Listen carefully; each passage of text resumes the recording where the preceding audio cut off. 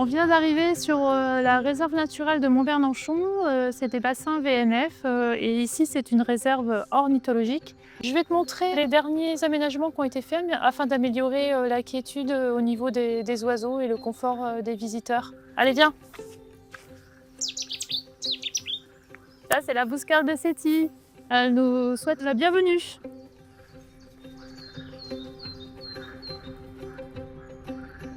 Mon poste correspond à plusieurs missions qui sont notamment de travailler avec les collectivités pour les aider dans leurs projets sur l'environnement, sur la biodiversité. Donc il n'y a pas foule aujourd'hui sur l'étang, hein.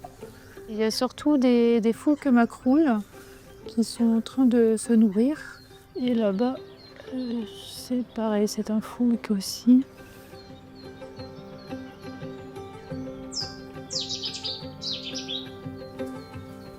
Pour inventorier les oiseaux, c'est à la fois à la vue, mais aussi à l'oreille. Beaucoup à l'oreille d'ailleurs, parce que les petits oiseaux sont souvent cachés dans la végétation. Et en fait, c'est mieux de les identifier en connaissant leur chant. Et c'est beaucoup plus difficile. Mais avec les années, on apprend des oiseaux, les chants des oiseaux petit à petit. Et après, on finit par en connaître beaucoup. Comme là, j'ai entendu le premier fragmite des joncs de l'année, dans la roselière là-bas. Mais je ne l'ai pas vu. Forcément, c'est trop loin.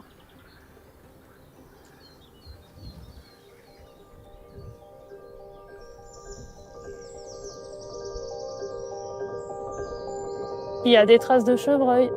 Ça fait 2 doigts.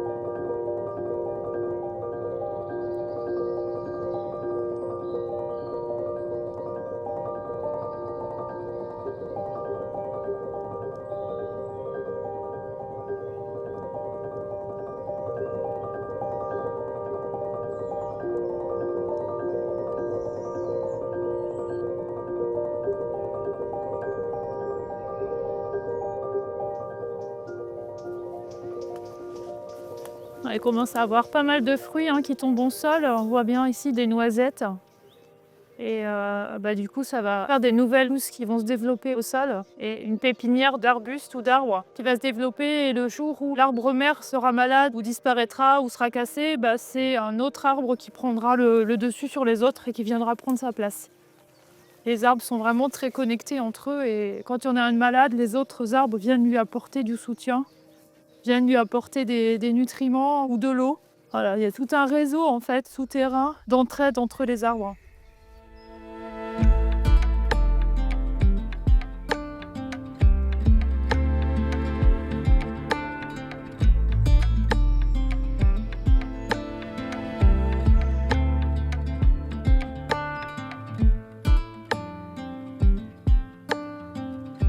Dans le cadre de mon travail, je suis amenée à aider les communes à réaliser des projets. Ici, le reméandrage d'un petit ruisseau qui passe dans le parc communal à l'Étrême. J'ai conçu un projet qui redonne plus de vie et de naturel au cours d'eau. On a recréé les méandres, donc c'est des petits virages dans le cours d'eau en lui-même grâce à du génie végétal. Le fait d'avoir ces nouveaux petits virages à l'intérieur du cours d'eau, ça va diversifier les fonds, puisqu'il y aura des fonds où on aura plus ou moins de vitesse de l'eau qui va se créer. Et certains animaux, par exemple comme certains poissons, aiment bien les zones où il y a plus de courant. Les amphibiens vont plutôt rechercher des eaux plus calmes.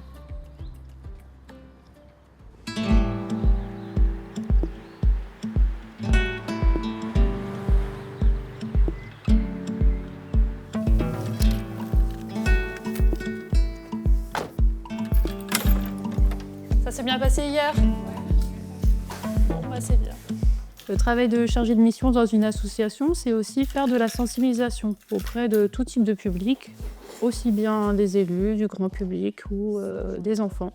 Sur le terrain, je vais aller rencontrer par exemple les collectivités. Ça peut être un adjoint à l'environnement, ça peut être un maire, ça peut être des agriculteurs, des chasseurs, toutes les personnes avec qui on est amené à travailler sur le terrain. Oui, bonjour madame. Bonjour, c'est Madame Watté pour l'association L'Etrem Nature. Je fais pas mal d'administratifs également pour gérer les dossiers de demande de subvention puisque les associations ont énormément besoin de subventions pour vivre. Il faut aussi avoir une vision globale quand on met en place un projet sur un site, bien prendre en compte tous les paramètres, à la fois naturels mais également anthropiques.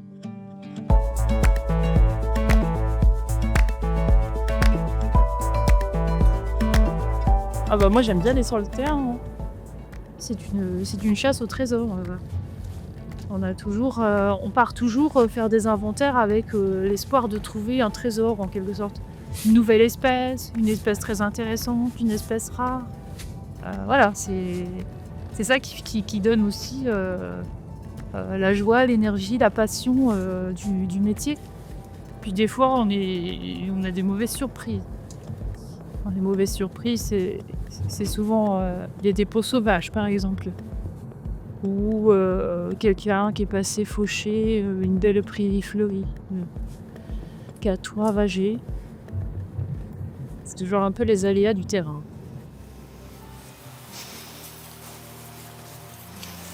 Si je vais regarder s'il y a encore l'Ophioglossum, petite plante protégée qui est assez rare. Eh ben oui, ici. Elle est ici. Ophioglosse commune, qu'on appelle aussi la langue de serpent.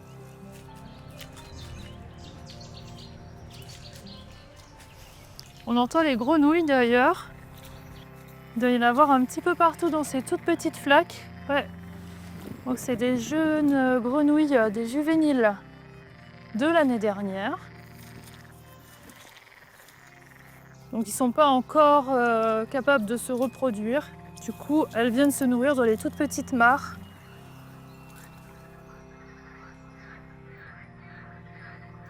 J'ai la chance de travailler dans une association et c'est sans doute beaucoup moins contraignant que dans une entreprise. Je gère mon temps, je gère mes activités de la journée. Ça permet de s'adapter aussi aux conditions climatiques. Là, on arrive dans les grandes roselières sur les bassins VNF. Les roselières sont des habitats humides très importants, très riches. Ils sont de plus en plus rares en France et il est important de les préserver car ils abritent une biodiversité typique avec notamment des fauvettes paludicoles qui vivent dans les milieux humides. D'ailleurs, on peut entendre ici le phragmite des joncs. Et donc, on a le phragmite des joncs, on a la rousserolle effarvate, on a également un petit rapace, un grand rapace, déjà qui a une belle taille, le busard des roseaux qui vient aussi nicher dans ces roselières. L'hiver a été très bénéfique pour les roselières parce que là, pour le coup, c'est vraiment très très humide, ça c'est génial. Ça va limiter un peu la pousse des ligneux. Là, je refais des photos des travaux de fauche qui ont été faits cet hiver.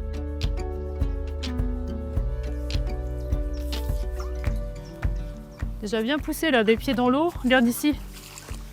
Ceux-là, ils sont très grands.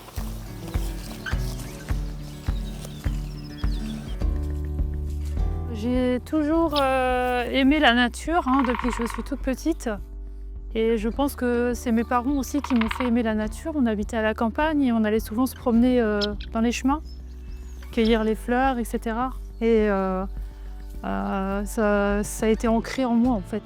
L'amour de la nature. Et c'est ce qui a sans doute créé ce besoin aussi au quotidien de travailler pour la nature, pour sa préservation, pour la biodiversité. C'est vraiment mon moteur, mon dynamisme, ma joie de vivre aussi. C'est très satisfaisant de faire ce genre de métier.